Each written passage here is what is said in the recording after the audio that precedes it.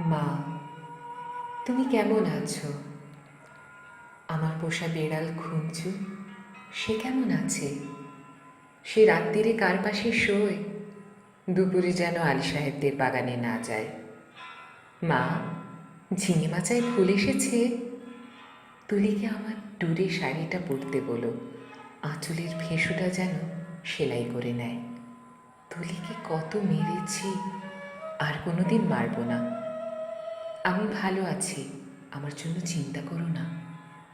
মা, মা, তোমাদের ঘরের চালে নতুন খড় দিয়েছ? এবারে বৃষ্টি হয়েছে খুব। তরফদার বাবুদের পুকুরটা কি ভেসে গেছে? কালো ভুলুরা মাছ পেয়েছে কিছু? একবার মেঘের ডাক শুনে কই মাছ উঠে এসেছিল ডাঙায়। আমি আম গাছ তলায় দুটো কই মাছ ধরেছিলাম। তোমার মনে আছে মা? মনে আছে আলী সাহেবের বাগানের সেই নারকোল? চুরি করে আনিনি, মাটিতে পড়েছিল, কেউ দেখেনি। নারকোল বড়ার সেই স্বাদ এখনো মুখে লেগে আছে। আলী সাহেবের ভাই মিজান আমাকে খুব আদর করত। বাবা একদিন দেখতে পেয়ে চালাকাঠ দিয়ে পিটিয়েছিল আমাকে। হা হা, আমার কি দোষ? কেউ আদর করলে আমি না করতে পারি? আমার পিঠে এখনো সে দাগ আছে। আলী সাহেবদের বাগানে আর কোনো দিন যাইনি। আমি আর কোনো বাগানেই যাই না মা। সেই দাগটায় হাত বুলিয়ে বাবার কথা মনে পড়ে। বাবার জন্য আমার খুব কষ্ট হয়। আমি ভালো আছি, খুব ভালো আছি। বাবা যেন আমার জন্য একটুও না ভাবে। তুলি কি এখনো ভূতের ভয় পায় মা? তুলি আর আমি পুকুর ধারে কলা বউ দেখেছিলাম। সেই থেকে তুলির ফিটের ব্যায়াম শুরু হলো। দাদা সেই কলা গাছটা কেটে ফেলল। আমি কিন্তু ভয় পাইনি, তুলিকে কত খেপিয়েছি। আমার আবার মাঝরাত্রে সে কলাবু দেখতে ইচ্ছে করে। হ্যাঁ, ভালো কথা। দাদা কোনো কাজ পেয়েছে? নকুলবাবু যে বলেছিল বহরমপুরে নিয়ে যাবে। দাদাকে বলো আমি ওর উপরে রাগ করিনি। রাগ পুষে রাখলে মানুষের বড় কষ্ট। আমার শরীরে আর রাগ নেই। আমি আর এক ফোঁটাও কাঁদি না মা। আমি আমি রোজ দোকানের খাবার খাই। হোটেল থেকে দুবেলা আমার খাবার এনে দেয়। মাংস মুখে দিই, আর তুলির কথা, কালু ভুলুর কথা মনে পড়ে। তোমাদের গ্রামে পটল পাওয়া যায় না। আমি আলু পটলের তরকারি খাই, পটল ভাজাও খাই। হোটেলে কিন্তু কখনো শাক রান্না হয় না। পুকুর পাড় থেকে তুলি আর আমি তুলে আনতাম কলমি শাক। কি ভালো, কি ভালো, বিনা পয়সায়। কোনোদিন আর কলমি শাক আমার ভাগ্যে জুটবে না। জোর হাওয়া দিলে তাল গাছের পাতা সরসর করে, ঠিক বৃষ্টির মতো শব্দ হয়। এই ভাদ্র মাসে তাল পাকে, টিপ টিপ করে তাল পড়ে। বাড়ির তাল গাছ দুটো আছে তো। কালু তালের বড়া বড় ভালোবাসে। একদিন বানিয়ে দিও। তেলের খুব দাম জানি, তবুও একদিন দিও। আমাকে বিক্রি করে দিয়ে 6,000 টাকা পেয়েছিলে। তা দিয়ে একটা গরু কেনা হয়েছে তো। সেই গরুটা ভালো দুধ দেয়। আমার মতন মেয়ের চেয়ে গরুও অনেক ভালো। গরুর দুধ বিক্রি করে সংসারের সুসার হয়, গরুর বাছুর হয়, তাতেও কত আনন্দ হয়। বাড়িতে কন্যা সন্তান থাকলে কত জ্বালা। দুবেলা ভাত দাও রে, শাড়ি দাও রে, বিয়ের জোগাড় করো রে, হাবলু মিজান শ্রীধরদের থাবা থেকে মেয়েকে বাঁচাও রে। আমি কি বুঝি না? সব বুঝি, সব বুঝি। কেন আমায় বিক্রি করে দিলে তাও তো বুঝি। সেজন্যই তো আমার আর কোনো রাগ নেই, অভিমান নেই। আমি তো ভালোই আছি, খেয়ে পড়ে আছি। তোমরা ওই টাকায় বাড়ি ঘর সারিয়ে নিও ঠিকঠাক। কালু ফুলুকে স্কুলে পাঠিও, তুলিকে ব্রজেন ডাক্তারের ওষুধ খাইও।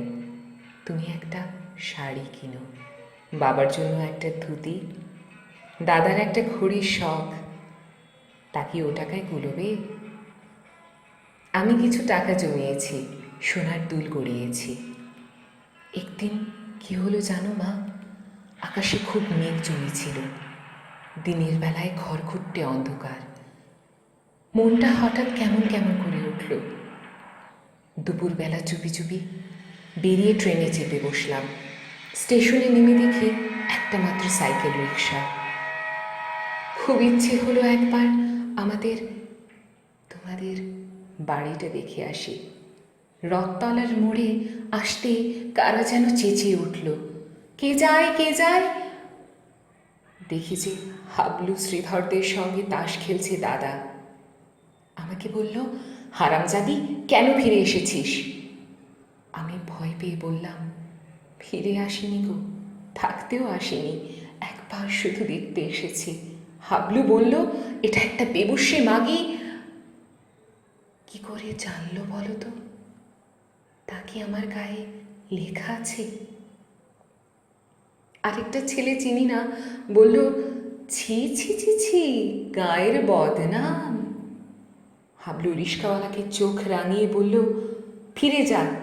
আমি বললাম, দাদা দাদা দাদা, আমি মায়ের জন্য কটা টাকা এনেছি আর তুলির জন্য। দাদা টেনে একটা চড় কষালো আমার গালে। আমাকে বিক্রির টাকা হকের টাকা, আর আমার রোজগারের টাকা নোংরা টাকা। দাদা সেই পাপের টাকা ছুবে না, ছিনিয়ে নিল শ্রীধর। আমাকেও দূর দূর করে তাড়িয়ে দিল। আমি তবু দাদার উপর রাগ করিনি। দাদা তো ঠিকই করেছে। আমি তো আর দাদার বোন নই, তোমার মেয়ে নই, তুলির দিদি নই। আমার টাকা নিলে তোমাদের সংসারের অকল্যাণ হবে। না না, আমি চাই তোমরা সবাই ভালো থাকো। গরুটা ভালো থাকুক, তাল গাছ দুটো ভালো থাকুক, পুকুরে মাছ হোক, খেতে ধান হোক, ঝিঙে মাচায় ফুল ফুটুক। আর কোনোদিন ওই গ্রাম অপবিত্র করতে যাব না। আমি খাট বিছানায় শুই, নীল রঙের মশারি, দোরগোড়ায় পাপোশ আছে, দেওয়ালে মা দুর্গার ছবি, আলমারি ভর্তি কাচের গ্যালাস, বন বন করে পাখা ঘোরে, সাবান মেখে রোজ চান করি। এখানকার কুকুরগুলো সারা রাত ঘিউ ঘিউ করে। তাহলেই বুঝছ কেমন আরামে আছি আমি। আমি আর তোমার মেয়ে নই, তবু তুমি আমার মা। তোমার আরো ছেলে মেয়ে আছে, আমি আর মা পাবো কোথায়? সেজন্যই তোমাকে চিঠি লিখছি মা। তোমার কাছে একটা খুব অনুরোধ আছে, তুলিকে একটু যত্ন করো। ও বেচারি বড় দুর্বল। যতই অভাব হোক, তবু তুলিকে তোমার পায়ে পড়ি মা। তুমি বাবাকে বুঝিয়ে বলো, তুলিকেও যেন আমার মতন আরামের জীবনে না পাঠায়। যেমন করে হোক তুলির একটা বিয়ে দিও, ওর একটা নিজস্ব ঘর সংসার, একজন নিজের মানুষ। আর যদি কোনো রকমে ওর বিয়ে দিতে না পারো, ওকে বলো গলায় দড়ি দিয়ে মরতে। মরলে ও বেঁচে যাবে মা, মরলে ও বেঁচে যাবে।